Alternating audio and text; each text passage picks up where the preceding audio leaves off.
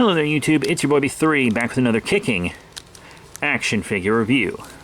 Today's review is over a Walmart exclusive Hasbro Marvel Legend figure. It is Compound Hulk.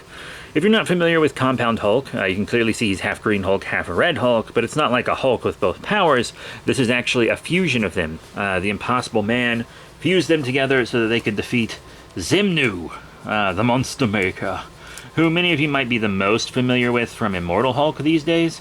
If you want, I am reviewing the Hulk run that this is from. I might have already reviewed the volume that this happens in, and I also have reviewed all of Immortal Hulk tie-ins and all. In fact, I did a big video where I edited all my Immortal Hulk reviews together into one giant video if you want to watch that. Yeah, I do a lot of comic book stuff, and I'm still reviewing a lot of Hulk books, including the rest of this run.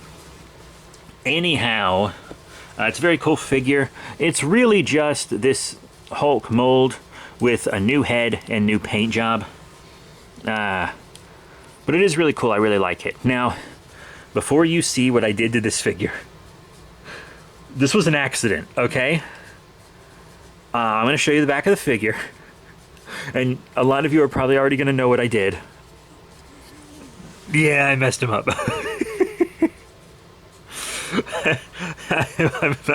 I messed up bad.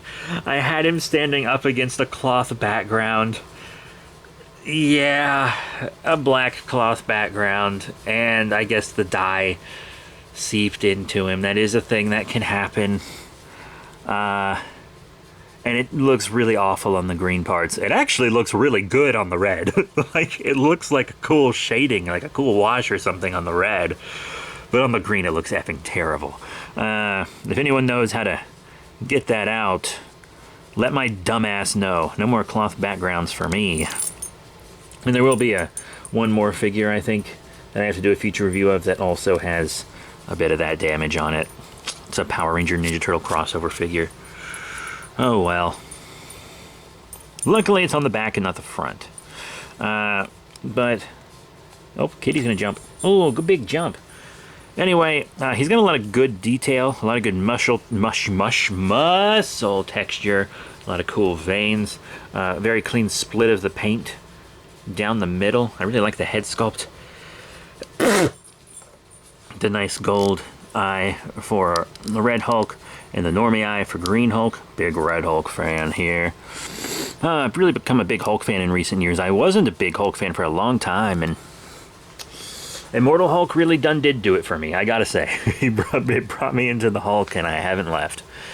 He's got big old peg holes on the bottom of his feet, but they're very wide, and he stands incredibly well. You won't really need those unless you're standing on something squishy like this, or unless you maybe have him in a pose that's not super balanced. But yeah, he's a really cool figure. Articulation-wise, up and down on the head, side to side. You know, he's got that wobble I like, which is good. You do have that really cool butterfly joint, which I always really like. Up and down on the arms, forward and back rotation. You do have a nice swivel on the bicep, but also in the elbow, which isn't super necessary to have both, but thank you, Hasbro. You've got a single elbow bend, rotation on the wrists, forward and back on said wrists. Really like this torso articulation. You get a nice wobble out of it and a great crunch. It's not the best side to side, but they did give us waist to compensate for that, so that really helps. Even though the waist articulation is a little ugly because he's so wide, it's just what you need to do. In and out on the legs, forward, and it kind of kicks out when you do that because it's so rounded. But big complaint about Hasbro is they're still using hard plastic bussies.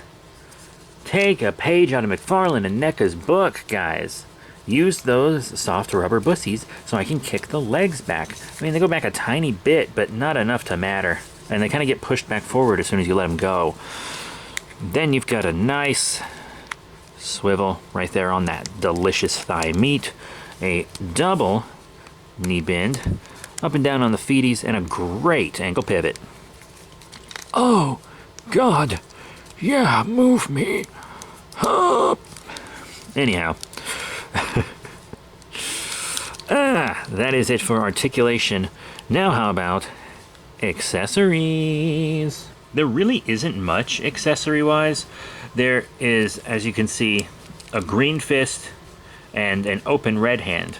But they also include a green open hand and a fisted red hand. Fisted, ooh, very poor choice of words. Yeah, I'm stupid, it's fine. So yeah, you know, pretty normal Hulk accessories, I think, and I really do think it's enough. I mean, it's the Hulk. If you were to really give him anything else, it would maybe be a head swap, more hands, or just stuff to destroy, like a big bent beam or a diorama kind of esque stand. But he's such a big figure that I think it's enough, you know? And I got him really cheap. I actually bought him twice, because the first one I got dirt cheap in an eBay auction nobody else bid for, and then the dirtbag canceled the auction. If that wasn't enough money for you, buddy, you should have put a reserve in the price.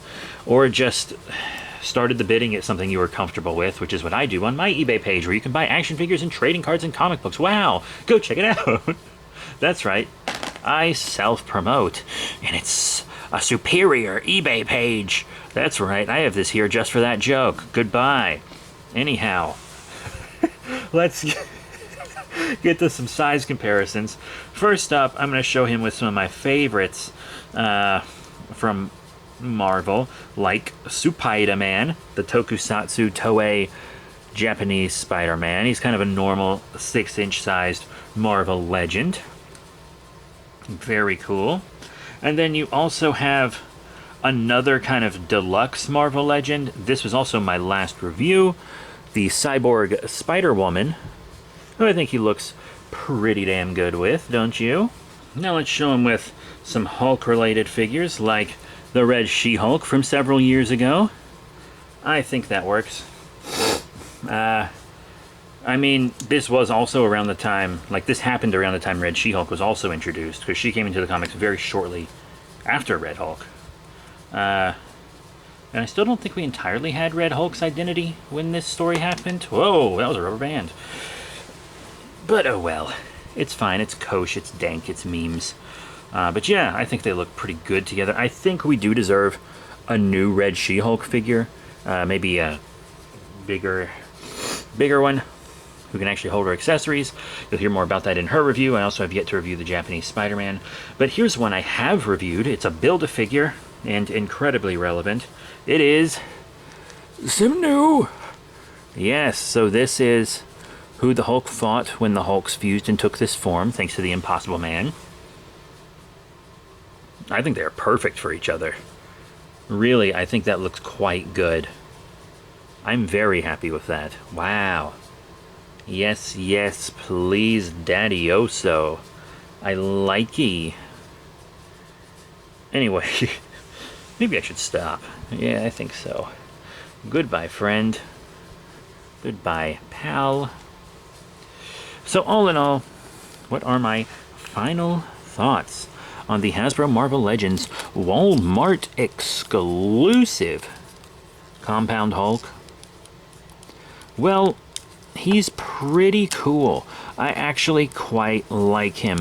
I still need to get the Target Red Hulk. I could never find him in person, and he just went up in price so much, you know, after his release, and once he was unable to be found on shelves anymore. And I have just become a big Jeff Loeb Hulk fan, and I do believe Jeff Loeb wrote this story? That sounds right, doesn't it? Oh well. I'm a huge Red Hulk fan. I actually like him more than Savage Hulk. I really do. Don't like him as much as, say, the Immortal Devil Hulk, but oh well. It's a very cool figure. Yeah, it's not a big change from this Hulk mold. We've seen this mold a couple times, but it really works, and it's a great addition to your Hulk collection. So that's it. Thank you all very much for your support. Remember to rate, comment, and subscribe. Check out all the cool links in the description below, Facebook, Twitter, etc. And I'll see you all next time. Bye for now.